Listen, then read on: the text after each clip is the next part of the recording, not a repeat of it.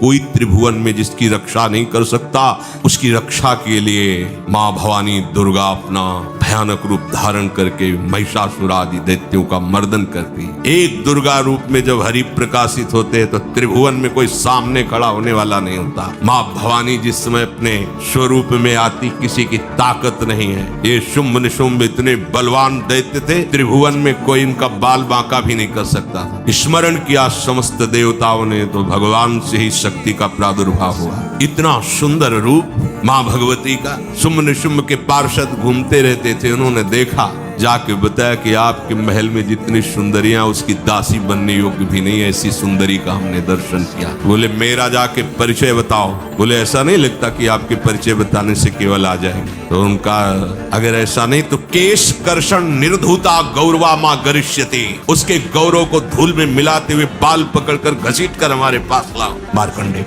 उनके पार्षद गए और बताया हमारे मालिक शुंभ निशुंभ है, उनका आदेश है कि आप महल में चलो और आदर सहित, अगर आप ऐसा ना करते हैं तो मैं आपका निरादर करते हुए बाल पकड़कर घसीटते हुए ले जाऊंगा। देवी जी ने मुस्कुरा दिया और कहा अपने मालिक से कह दो जाकर के कि हम उसी की आज्ञा पालन करती जो हम पर युद्ध में विजय प्राप्त करें। वो जाके बोले हाँ वो तो मतवाले, त्रिभुवन में कोई जोड़ ही नहीं था। आए और उद्दंडता पूर्वक वचन बोलने लगे। माता जी ने कहा बस तब तक बोल ले जब तक मैं मधु का पान कर रही हूँ, बस ये पान करते ही तेरी जीवन लीला समाप्त हो जाए। ऐसा ही हुआ।